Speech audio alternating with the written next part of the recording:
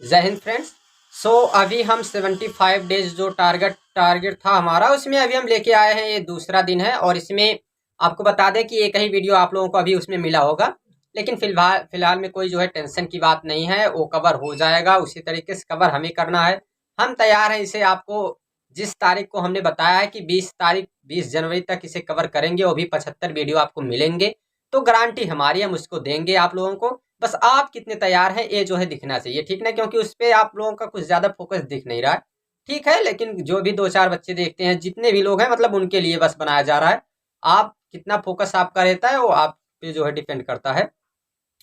बाकी हम अभी जो स्टार्ट कर रहे हैं यहाँ पे देखिए, वो क्लास 10 के बच्चों के लिए, क्लास 12 के बच्चों के लिए, दोनों को बेस्ड करके जो है वो बनाया गया था। क्लास 12 में भी वो चीज मिलता है आपको इतिहास में, क्लास 10 में भी मिलता है। इसलिए केवल एक ही वीडियो हमने बनाया था क्लास 10 और क्लास 12 के लिए, कोई अलग अलग नहीं है। लेकिन इसके बाद आज जो वीडियो आया है सविनय अवज्ञा आंदोलन, ये भी आपको क्लास 12 में भी मिलता है और क्लास 10 में भी मिलता है। इसलिए इसका भी अलग अलग वीडियो नहीं बनाया जाएगा, एक ही जगह जो है इसे एडजस्ट किया जाएगा। लेकिन अगर लगता है कि आगे हमें समय मिलेगी तो फिर जो है उससे बाद में हम लोग देख लेंगे अलग अलग चैप्टर वाइज। बट अभी हम जैसे स्टार्ट कर रहे हैं, एक तो असहयोग आंदोलन कवर हुआ, अभी यहाँ पे हमें देखना है सविनय अवज्ञा आंदोलन, भारत छोड़ो आंदोलन।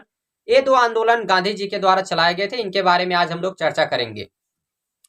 आपको बता दें कि इसमें जो हम लोग देखने वाले हैं, तो पूरी तरीके से अभी कुछ क्वेश्चन आपको हम दिखाते हैं जो पिछले सालों में पूछे गए हैं, उसके बाद हम लोग आगे बढ़ते हैं। तो सबसे पहले हम लोग क्वेश्चन के बारे में अगर देखना चाहें, 1 मिनट, जस्ट 1 मिनट, थोड़ी सी आवाज में प्रॉब्लम आई होगी, माइक नहीं लगाए हैं। 1 मिनट रुक जाइए।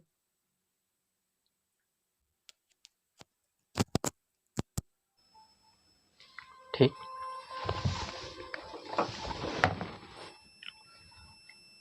अब हम लोग देखते हैं यहाँ पे। सबसे पहले आपको बता दें कि इसमें हम कुछ क्वेश्चन देखने वाले हैं, जैसे सविनय अवज्ञा आंदोलन।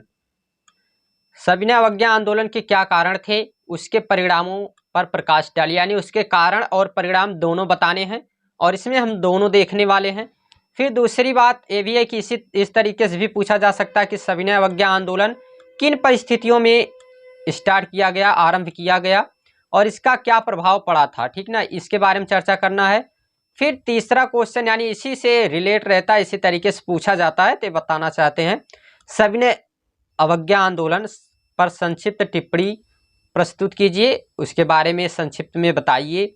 या फिर जो है अब आपके सामने जिस तरीके से हम जो इसका आंसर लिखते हैं, किस तरीके से इसके बारे में हमें बताना चाहिए, वो चर्चा अगर करना चाहें तो यहाँ पे हम लोग देखेंगे सविनय अवज्ञा आंदोलन का सबसे पहले जो इसकी मीनिंग क्या होती है, किसे कहते हैं सविनय अवज्ञा आंदोलन, ठीक ना? इसका क्या अर्थ होता है, इसके बारे में सबसे पहले चर्चा करेंगे।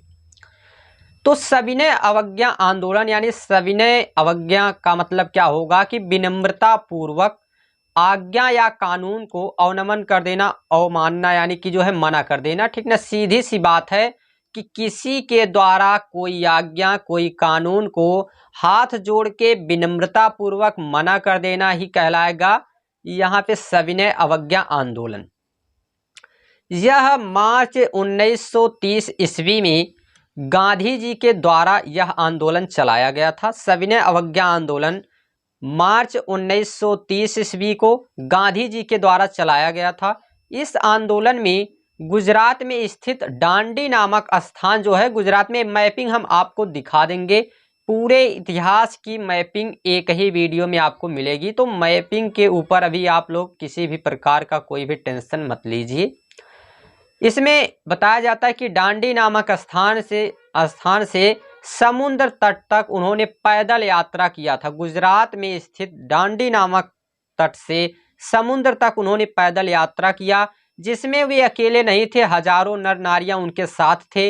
वहां उन्होंने नमक बनाकर नमक कानून तोड़ा, यानी ब्रिटिश सरकार हमें नमक बनाने से मना कर रही थी, इसके लिए यहाँ के लोग आंदोलन कर रहे थे। जिसमें गांधी जी जब अपना सविनय अवज्ञा आंदोलन स्टार्ट किए तो इसमें सबसे पहले इन्होंने नमक कानून बनाया, और उससे जो है नमक कानून जो था, नमक बनाते ही नमक बनाया, नमक कानून नहीं, नमक बना के नमक कानून को तोड़ दिया। तो इसमें शीघ्र जल्दी ही हजारों लोगों तथा राष्ट्रीय नेताओं को जेल में, यानी जैसे ही ये स्थिति आई तो सबको जेल में डाल दिया गया ब्रिटिश सरकार द्वारा। तो सविनय अवज्ञा आंदोलन सॉरी फॉर दिस, परिस्थितियों में बाध्य होकर आरंभ किया गया था, यानी क्या कारण थे, क्यों जो है स्टार्ट किया गया था, इसके बारे में बात कर लेते हैं। तो अंग्रेजों द्वारा पारित नमक कानून के कारण, इसमें देखिए कुछ ऐसे अलग अलग पॉइंट में हम आपके सामने रखते हैं। जैसे अंग्रेजों द्वारा पारित नमक कानून के कारण भारत की निर्धन जनता पर बुरा प्रभाव पड़ा। उसमें से अंग्रेजों ने, इनमें जितने भी लोग थे उनके साथ अन्याय पूर्वक जो है कानून करने के कारण सब लोग काफ़ी ज़्यादा जो है इनसे दुखी हो चुके थे, परेशान हो चुके थे, क्रोधित हो चुके थे। दूसरा ये कारण था कि इसमें साइमन कमीशन में भारतीयों को, साइमन कमीशन जो उस समय आया था उसके वजह से जितने भी भारतीय थे इन लोगों को जनता के द्वारा जो है यहाँ पे जितनी भी जनता थी वो पूरी तरीके से इनसे क्रोधित हो चुकी थी। तीसरी पॉइंट ये है कि यहाँ पे नेहरू, गांधी जी ने जो मतलब उन्हीं के बाद में अध्यक्ष बनते हैं वहाँ कांग्रेस पार्टी के नवयुवक में, तो नेहरू जी की बात होती है। तो अंग्रेजों ने नेहरू रिपोर्ट के तहत भारतीयों को डोमिनियन स्तर पर आज स्वीकार कर दिया। उन्होंने मना कर दिया जो मांग यहाँ की थी कि डोमिनियन स्तर में चाहिए, तो इस रिपोर्ट को उन्होंने मना कर दिया। फिर बारदौली के किसान आंदोलन की सफलता ने गांधी जी को अंग्रेज के विरुद्ध आंदोलन चलाने को प्रोत्साहित किया। जो यहाँ के आंदोलन वो चला रहे थे, यहाँ जो मतलब कि यहाँ के लोगों को परेशान कर रहे थे, जिससे दुखी होकर या फिर उनसे नाराज होकर गांधी जी ये आंदोलन अपना लेकर आए थे। अब देखिए आंदोलन प्रारंभ होने के क्या कारण थे, सविनय अवज्ञा आंदोलन के प्रारंभ होने के क्या कारण थे, इसके बारे में चर्चा कर लेते हैं। तो पूरा डिटेल में इसके बारे में हम लोग देख लेते हैं। सबसे पहले देखिए इसमें कि यह आंदोलन, वो जो अभी हम पीछे चर्चा किए उसी से रिलेट करके बस वो आपको थोड़ी सी पृष्ठभूमि बताने के लिए था। तो सविनय अवज्ञा आंदोलन गांधी जी के द्वारा दांडी यात्रा से आरंभ हुआ, जो कि हमने अभी ऊपर भी देखा।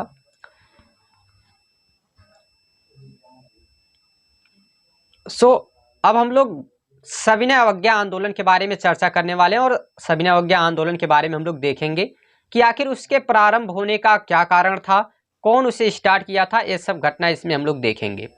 तो यह जो है इसमें सबसे पहले सविनय अवज्ञा आंदोलन गांधी जी के द्वारा दांडी यात्रा से आरंभ किया गया था, ठीक ना। ये पूरी तरीके से गांधी जी के द्वारा आरंभ किया गया आंदोलन था। इसे 6 अप्रैल 1930 ईस्वी को गांधी जी ने इसे शुरू किया था, ठीक ना। यानी एक मिनट रुकिएगा थोड़ा सा, ठीक। 6 अप्रैल 1930 ईस्वी को गांधी जी के द्वारा दांडी के निकट समुद्र तट पर, वहां समुद्र के पानी से नमक बनाया गया और नमक बनाकर इन्होंने जो नमक कानून अंग्रेजों के द्वारा चलाया गया था, इससे जो है यानी अंग्रेज जो मना कर रहे थे कि जो है हमें किस तरीके से जो है यहाँ पे नमक नहीं बनाना है, तो उसे इन्होंने तोड़ दिया था। जो नमक कानून था उसे भंग कर दिया था। वहीं से आंदोलन सारे देश में फैल गया, ठीक ना। वहीं से स्टार्ट हुआ ये आंदोलन और वहीं से जो है सब जगह जो है फैल चुका था पूरे हमारे भारत देश में। और इसके आगे हम लोग अगर चर्चा करना चाहें तो यहाँ पे हम लोग देखेंगे कि जिससे पूरे लोग, जितने भी लोग थे वे सरकारी कानूनों का उल्लंघन किया। इसी के बाद जो है जितने भी हमारे लोग थे वो जितनी भी सरकारी कानून वगैरह थे उन सब का उल्लंघन करने लगे। सरकार ने इस आंदोलन को दबाने के लिए कई दमन चक्र आरंभ किए थे, यानी उसने कई प्रकार के ऐसे दमन की नीति अपनाया अंग्रेज, और जिसमें वो चाहता था कि किसी भी तरीके से यहाँ के लोग एकजुट ना हो सकें या कोई आंदोलन इस तरीके का ना कर सकें, जिसमें गांधी जी सहित कई आंदोलनकारियों को जो है जेल में बंद कर दिया गया उसी समय। जिससे जो है, लेकिन ये आंदोलन जो था हमारा, ये आंदोलन की इसकी गति में कोई भी अंतर नहीं आया, ठीक ना। यानी इसमें कोई बहुत ज़्यादा फर्क नहीं पड़ा उस समय। इसी बीच गांधी जी और उनके वायसराय के बीच में, जो एक वायसराय था उनके बीच में एक समझौता हुआ। समझौते के अनुसार गांधी जी ने दूसरे गोलमेज सम्मेलन में भाग लिया, यानी पहले गोलमेज सम्मेलन में गांधी जी गए ही नहीं थे, लेकिन दूसरे गोलमेज सम्मेलन में गांधी जी गए और वहां पे एक समझौता हुआ, उसमें समझौते के कारण उसमें भाग लिए तथा आंदोलन बंद करना स्वीकार कर लिया। वो मतलब मान लिए थे कि ठीक है अब जो है हम इस आंदोलन को बंद कर देते हैं। इस तरह 1931 ईस्वी में सविनय अवज्ञा आंदोलन कुछ समय के लिए रुका गया था, यानी कि केवल उसे कुछ समय के लिए रोक दिया गया था, ऐसा नहीं कि एकदम से बंद किया गया था, हाँ कुछ समय के लिए रोक दिया गया था। आंदोलन की अगर हम लोग प्रगति की बात करें कि वो बाद में फिर कैसे जो है स्टार्ट हो जाता है, तो वहाँ पे क्या हुआ कि बाद में जब दूसरे गोलमेज सम्मेलन में उन्हें बुलाया गया 1931 ईस्वी में, तो इसमें कांग्रेस और जो गांधी, यहाँ पे बताया जाता है कि कांग्रेस की तरफ से केवल गांधी जी गए थे, ठीक ना, कांग्रेस की तरफ से केवल गांधी जी वहाँ पे भाग लिए, गांधी जी पहुंचे, लेकिन प्रशासन ने इसका कोई उचित हल नहीं निकाला। उसने ऐसा कुछ नहीं कहा कि ठीक है जो है हम आपकी जनता को किस तरीके से जो है वहाँ पे जो नमक की समस्या थी या फिर अलग अलग प्रकार की जितनी भी समस्या थी उसे हल करने का कोई जो है एक तरीके से कोई उचित हल निकाला ही नहीं, जिससे गांधी जी फिर से नाराज हो गए। और ये ऐसे व्यक्ति थे मतलब बार बार नाराज होना, तो इसलिए फिर से जब नाराज हुए तो उस समय जो है इन्होंने, गांधी जी फिर से जो है लौट के आए भारत, और लौटते ही यहाँ पे फिर से उन्होंने अपना आंदोलन आरंभ कर दिया जो सविनय अवज्ञा आंदोलन था। सरकार ने आंदोलन को दमन करने के लिए फिर से आंदोलनकारियों पे जो अपना अत्याचार करना शुरू कर दिया। जैसे जिस तरीके से उनके साथ व्यवहार किया करते थे तो ऐसा व्यवहार फिर से करने लगे। ये अत्याचार आरंभ कर दिए, जिसमें सरकार के इस अत्याचार से आंदोलन की गति पे कुछ धीमा प्रभाव, यानी कि ये जो आंदोलन था ये कुछ धीमा पड़ गया, जिससे कांग्रेस ने 1933 ईस्वी में इस आंदोलन को बंद कर दिया। पूरी तरीके से यह आंदोलन 1933 ईस्वी में बंद किया गया था, यानी 2 वर्षों तक करीब चला था। अगर बात की जाए इसके परिणाम की कि इससे क्या जो है परिणाम इसका क्या होता है, इससे क्या प्रभाव पड़ता है, तो इसके बारे में अगर हम लोग देखना चाहेंगे तो इसके बारे में हमें पता चलता है कि हाँ कुछ सकारात्मक परिणाम भी रहेंगे और कुछ नकारात्मक परिणाम भी होते हैं किसी भी घटना के। तो इसके भी इसी तरीके से हैं कुछ परिणाम, जिनके बारे में हम पॉइंट वाइज एक एक के बारे में देखते हैं। तो सबसे पहला, आंदोलन में पहली बार ये हमें पता चलता है कि हाँ बड़ी संख्या में भारतीयों ने यहाँ पे भाग लिया। दूसरी बात इसमें यह है कि आंदोलन में मजदूर, किसान, महिलाओं ने उच्च वर्गीय लोगों तक, यानी सब लोग इसमें शामिल हो गए। ऐसा नहीं कि कोई एक वर्ग, इसमें जितनी भी महिलाएं थी, पुरुष थे, सब इसमें शामिल हुए और एक साथ सब लोग मिलके जो है इस आंदोलन में अपना भाग लिए और अपना योगदान दिए। इसमें सरकारी अत्याचारों के बावजूद भी लोगों ने अहिंसा का रास्ता नहीं अपनाया, यानी इतना सारा जो है उन्होंने ऐसे कई सारे अत्याचार किए, लेकिन फिर भी जो है हमारे लोग अहिंसा का मार्ग नहीं अपनाए इस समय, जिससे भारतीयों में आत्मबल की वृद्धि हुई। सबको जो है जैसे सहन शक्ति, आत्मबल, ऐसे सबको लगा कि ठीक है अब हम लोगों को एक तरीके से सहने का, जैसे कि अगर इस तरीके से कोई हमें चाहता कि केवल जो है इन्हें उत्साहित करके और इनके आंदोलन को बंद कर देंगे, तो ऐसा कुछ नहीं कर पाए वो लोग, और जैसे हमारे लोग चाहते थे उस तरीके का हो रहा था। अलग बात है कि वो असफल हो जाएगा, लेकिन फिर भी जो है हमारे बहुत सारे लोगों को इससे सफलता मिली। अब इसमें अगर हम लोग देखेंगे तो इस आंदोलन से जो चौथी पॉइंट निकलती है, तो इसमें कमजोरियों को भी स्पष्ट कर दिया गया, यानी जो कांग्रेस के अंदर कमजोरियां थी वो भी स्पष्ट हो गई। इसमें आर्थिक सामाजिक कार्यक्रम होने के कारण वह भारतीय जनता में फिर से जो है पूरी तरीके से जो अपना व्याप्त रोष था, यानी जो क्रोध था, उसे पूरी तरीके से उपयोग नहीं कर पाए।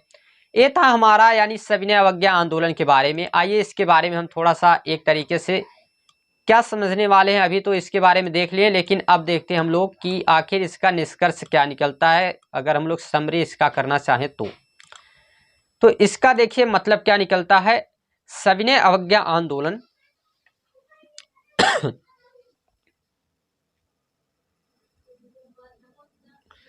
सविनय अवज्ञा आंदोलन गांधी जी के द्वारा यह मार्च 1930 ईस्वी में चलाया गया, ठीक ना, 30 में चलाया गया था, जिसे कुछ समस्या के कारण या फिर जो गांधी जी और ब्रिटिश के समझौते के कारण दूसरे गोल में सम्मेलन में जाने के कारण इसे गांधी जी ने 1931 ईस्वी में थोड़ा सा रोक दिया था।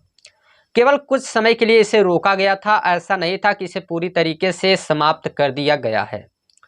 इसका तात्पर्य था कि किसी भी प्रकार से हम लोग ब्रिटिश सरकार के ना किसी कानून को मानेंगे और ना ही उनके द्वारा किसी भी आज्ञा को मानेंगे, यानी हाथ जोड़ के किसी को उनके बात को मना कर देना, उनके कानून को मना कर देना ही सविनय अवज्ञा आंदोलन कहलाता है।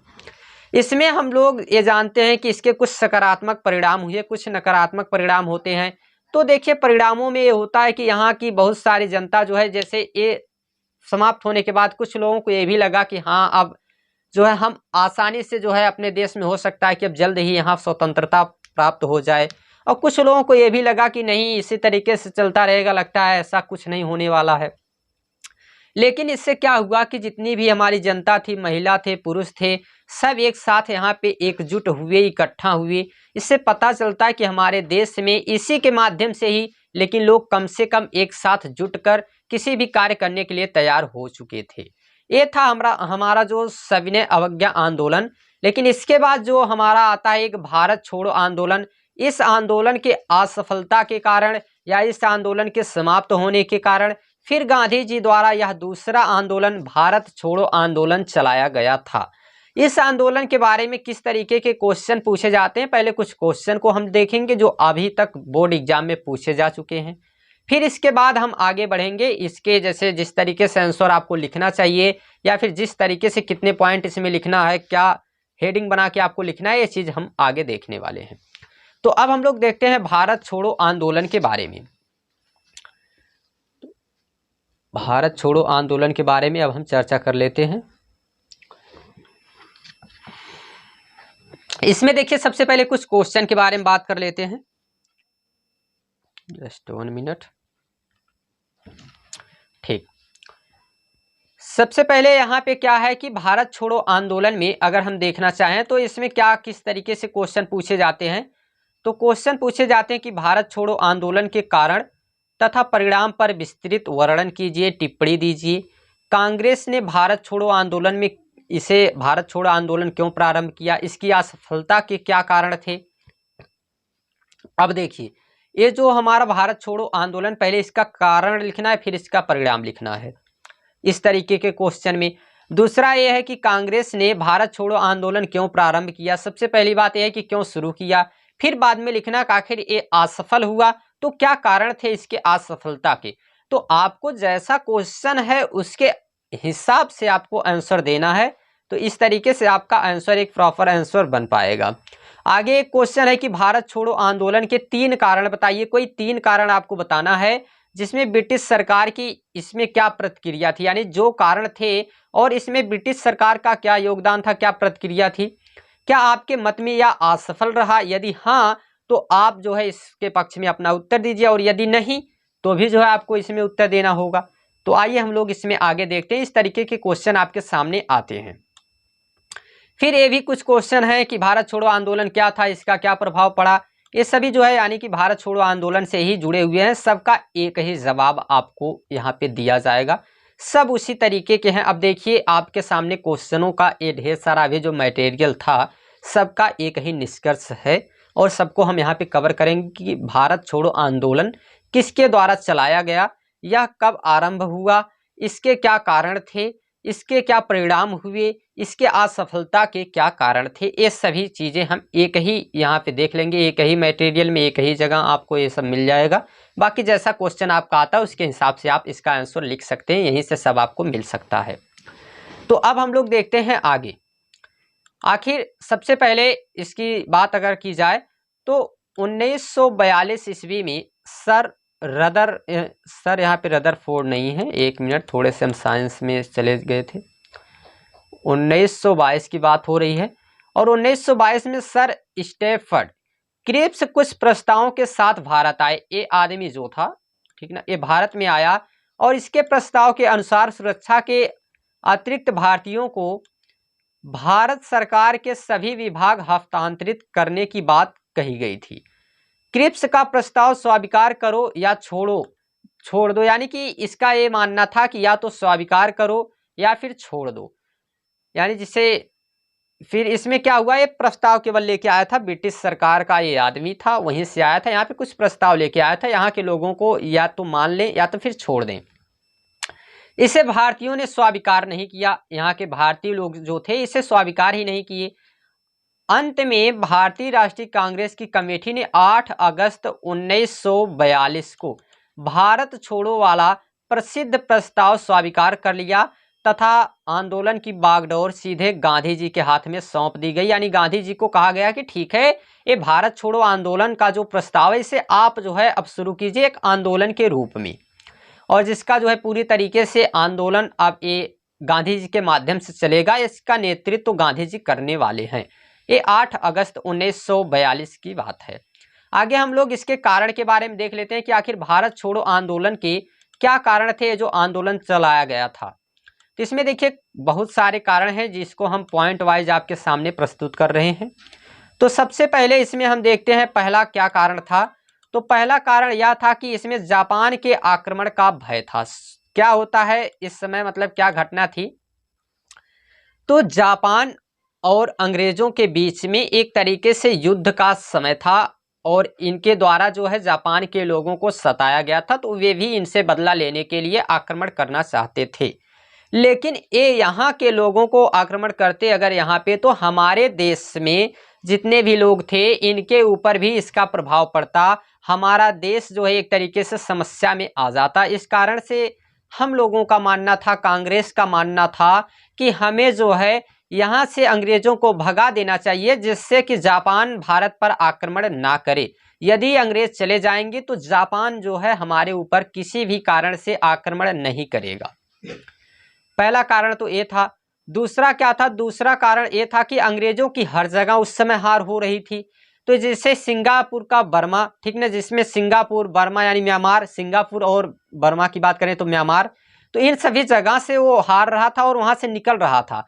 गांधी जी का मानना था कि यदि हिंदुस्तान को जो है यह नहीं छोड़ता, यानी भारत को छोड़ के अंग्रेज नहीं जाता है, तो इससे जो देश के लोग हैं इनकी दुर्दशा बर्मा और इसके जैसे जिस तरीके से ये सिंगापुर है, इस जगह के लोगों की जैसी दशा हुई है वैसी ही दशा हमारे भारत के लोगों की हो सकती है। इस कारण से यहाँ पे गांधी जी चाहते थे कि यहाँ से अंग्रेज चले जाएं, तो इसे जो है इन्होंने शुरू किया भारत छोड़ो आंदोलन। फिर गांधी जी का विचार था कि अगर अंग्रेज भारत छोड़कर नहीं जाएंगे तब जो है जापान आक्रमण कर सकता है, और यदि ये भारत को छोड़कर चले जाएंगे तो जापान यहाँ पे आक्रमण नहीं करेगा। तीसरी क्या बात है, तो तीसरी बात है कि इस आंदोलन को आरंभ करने का एक और कारण था, जिसमें हिटलर उनके साथियों के साथ जो इस तरफ जो हमारा देश है इस तरफ बढ़ रहा था, इसमें इसका प्रभाव भारतीयों पर पड़ रहा था। यानी कि उसके आने से जो भारतीय लोग थे इनके ऊपर एक तरीके से जो है प्रभाव पड़ता। इसमें सुभाष चंद्र बोस ने, जो सुभाष चंद्र बोस हैं, ये स्वयं जो है बर्निल से हिंदुस्तानी भाषा में ब्रॉडकास्ट कर रहे थे। ऐसा महसूस किया गया कि भारतीय की रक्षा के लिए उत्साह पैदा किया जाए, और ऐसा तभी हो सकता था जब देश में एक व्यापक आंदोलन चले। यानी सबको एक तरीके से संकट, एक खबर फैल चुकी थी, ये बात, ये समस्या सब लोग जान चुके थे कि अब जो है एक तरीके से हम लोगों के ऊपर हिटलर नाम का कोई व्यक्ति है जो आक्रमण करने आ रहा है, जिससे सभी लोग जो है घबराए हुए थे। तो इसी समय जो है ये भी हमें सोचा गया कि सुभाष चंद्र बोस का कहना था कि अब हम लोगों को कोई ऐसा आंदोलन चलाना चाहिए जिससे फिर से हमारी जनता के अंदर जो है एक तरीके से उत्साह जागृत हो जाए, जो अंग्रेजों से लड़ने के लिए तैयार हो जाए, इन्हें भगाने के लिए तैयार हो जाए। म्यांमार को छोड़ने के लिए फिर चौथी पॉइंट है कि म्यांमार को छोड़ते समय हिंदुस्तान के लोगों ने अच्छा व्यवहार नहीं किया था। यानी कि जैसे जो वहाँ के हिंदुस्तान लोग थे उनके साथ जो है अच्छा व्यवहार नहीं किया गया था। उसको भारत लौटते समय अनगिनत कष्ट सहने पड़े थे उन लोगों को यहाँ आते समय। इसका परिणाम ये हुआ कि भारत में अंग्रेज के विरुद्ध बहुत रोष उत्पन्न हो गया था। इस वातावरण ने भी गांधी जी को आंदोलन चलाने के लिए विवश किया। पांचवी पॉइंट क्या है कि द्वितीय विश्व युद्ध जिस समय चल रहा था उस समय अंग्रेजों ने भारत में सब कुछ जलाने की नीति अपना लिया था, यानी सब कुछ यहाँ पे जला रहा था। इसी नीति से बहुत से हिंदुस्तानियों की हानि हुई, कई लोगों की जमीनें नष्ट हो गई, उनका पर्याप्त मुआवजा नहीं दिया गया, कई लोगों की मतलब कि जो उनके एक तरीके से खर्चे चलते हैं, रोटियां चलती है, सब छिन गई। चीज़ों की जो चीज़ थे उनके कीमत, जितनी भी वस्तुएं थी उनकी कीमत दोगुनी हो गई, बढ़ गई कीमत, जिसके कारण पूरे देश में असंतोष फैल गया। एक इसी स्थिति का लाभ उठाकर गांधी जी ने इस आंदोलन को स्टार्ट किया था। तो अभी तक जितने कारण निकले, इस कारण का क्या मतलब है कि यहाँ के लोग कहने का मतलब ये था कि अंग्रेज की स्थिति ऐसी आ चुकी थी कि इस समय हम लोगों को बहुत ही ज़रूरी था यहाँ पे एक आंदोलन चलाना, और जिसके वजह से गांधी जी यहाँ पे इस आंदोलन को शुरू किए थे। यानी इस समय हमें बहुत ज़रूरी था इस आंदोलन को चलाना, क्योंकि जो है यहाँ पे जितने भी लोग थे इनका मानना था, अब सभी लोग ये जानते थे कि जहाँ से भी अंग्रेज इस समय छोड़ के जा रहे हैं तो वहाँ पे समस्या हो रही है, वहाँ के लोगों के साथ अच्छा व्यवहार नहीं किया जा रहा है। तो ये सभी कारण हुए कि हमें जो है एक तरीके से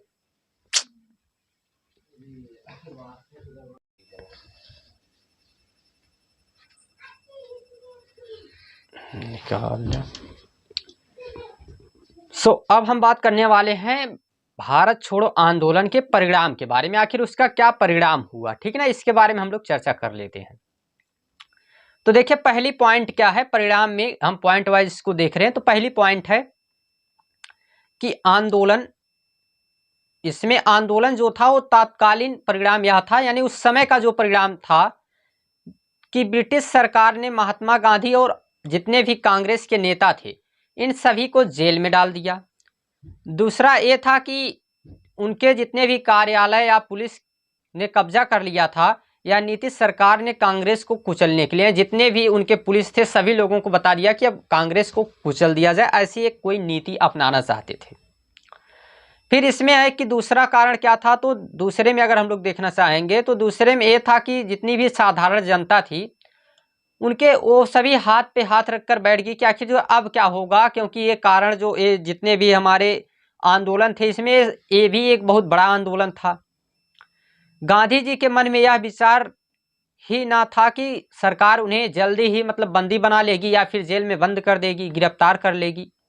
जितने भी कांग्रेस के नेता थे सभी गिरफ्तार हो गए, जिससे इस समय क्या हुआ कि इस आंदोलन के बाद इस पथ प्रदर्शन यानी करने के लिए, इसके आगे इस रास्ते पे चलने के लिए कोई नेता बचा ही नहीं था। जैसा कि लोगों के मन में उसी तरीके से जैसा लोग मन में सोच रहे थे उसी तरीके की घटना घट रही थी। तीसरी पॉइंट ये है कि जब सरकार ने निर्दोष पुरुष, स्त्रियों, बच्चों और महिलाओं के ऊपर गोली से, जितने भी लोग थे उनको गोली मार दिया करते थे, उड़ा दिया करते थे गोली से, तो जिससे लोग हिंसा की नीति अपनाई। अब लोग जो है हिंसा करेंगे ही, जहाँ कहीं भी विदेशी मिलते थे उन्हें जो है लोग मार डालते थे। बहुत कठिनाइयों के बाद ब्रिटिश सरकार अपनी सत्ता को देश में फिर से स्थापित करने में सफल हुई। ये भी हुआ किसके बाद, बहुत सारे ऐसे घटनाओं के बाद बहुत ज़्यादा परेशानी उठाई ब्रिटिश सरकार, उसके बाद फिर से जिस तरीके की सत्ता थी उसे स्थापित कर पाई। लेकिन इससे भारतीयों को जो है काफ़ी सारे नुकसान भी हुए। अब देखते हैं तो ये देखिए कुछ बड़े, जैसे कि दीर्घ उत्तरी, विस्तृत उत्तरी प्रश्न वैसे पूछे जाते हैं, लेकिन छोटे छोटे क्वेश्चन में जैसे गांधी इरविन समझौते के मुख्य 4 बिंदु बताइए, गांधी इरविन समझौते के बारे में बताइए, दिल्ली पैक्ट बताइए, ऐसे कुछ जो है 2-4 पॉइंट आपसे पूछे जाते हैं। जिसमें पहली पॉइंट है कि इसमें अगर इसके बारे में बताना चाहें कि क्या समझौते हुए थे, तो गांधी जी का कहना था इरविन से कि जिन राजनीतिक बंदियों पर हिंसा के आरोप हैं उन्हें छोड़कर बाकी शेष को छोड़ दिया जाए। यानी जितने भी लोग को बंदी आप लोग बनाए हैं, जेल में बंद किए हैं, उनमें से जिनके ऊपर केवल आरोप है कि हाँ इन्हीं लोगों ने ही हिंसा किया है, उन्हीं को आप बंदी बनाइए, उन्हीं को आप जेल में रखिए। बाकी जितने सारे हमारे देश के भारतीय बेचारे निर्दोष हैं उन्हें कम से कम छोड़ दिया जाए। दूसरी पॉइंट ये है कि हमारे जितने भी भारतीय हैं उनको समुद्र के किनारे नमक बनाने का एक तरीके से छूट दिया जाए, उनको बता दिया जाए कि ठीक है अब आप नमक बना सकते हैं, हमारे लोगों को नमक बनाने की अनुमति दे दीजिए। ऐसा नहीं कि उनको किसी भी प्रकार की रुकावट इसमें नहीं आनी चाहिए। तीसरी पॉइंट कि जितने भी भारतीय लोग शराब व विदेशी वस्त्रों की दुकान पर कानून की सीमा के भीतर धरना दे सकते हैं, यानी कि जो कभी भी जो है शराब व विदेशी वस्त्रों की दुकान पर, यानी शराब बेचने पर, विदेशी वस्त्रों के बेचने पर, इनमें जो है लोग आराम से वहां पे धरना दे सकते हैं, इसमें आप किसी भी प्रकार का कोई हस्तक्षेप नहीं करेंगे। चौथी पॉइंट यह है कि सरकारी नौकरी से त्याग पत्र देने वाले लोगों को सरकार वापस लेने में उदारता दिखाएगी। यानी फिर से जितने लोग अभी जैसे असहयोग आंदोलन आया था तो जितने लोगों ने अपने सरकारी पदों को त्याग दिया था तो उन्हें फिर से अगर वो चाहते हैं तो उन्हें जो है काफ़ी अच्छी तरीके से उदारता पूर्वक, विनम्रता पूर्वक उन्हें जो है फिर से नौकरी में रखा जाए। फिर आगे अगर देखेंगे तो स्वराज पार्टी क्या थी, इसके बारे में जो है क्यों इसका गठन किया गया था। तो स्वराज पार्टी गांधी जी को बंदी बनाए रखे जाने के कारण, यानी जब उन्हें बंदी बना लिया गया तो जनता के अंदर एक तरीके का उत्साह फैल गया, जिससे काउंसिल में प्रवेश के प्रश्न को लेकर कांग्रेस दो दल में बंट गया। ठीक ना, एक दल का कहना था कि काउंसिल के प्रवेश कर में सरकार के कार्यों को बाधा उत्पन्न करेगी,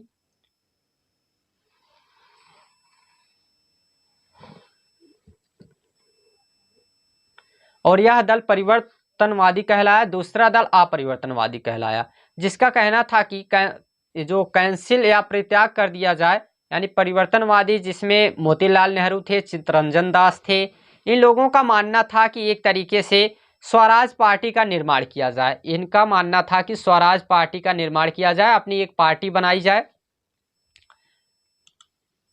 और जो दूसरे लोग थे, इसमें इनका यह भी मानना था कि स्वराज पार्टी को विधानसभाओं से बहुत स्थान मिले और इस पार्टी के सरकार के कार्यों में विघ्न डालने के लिए प्रारंभ किया गया था। ठीक है, इसका यही मतलब था कि जो ब्रिटिश सरकार है उसके कार्यों में जो है एक तरीके से बाधा उत्पन्न करना।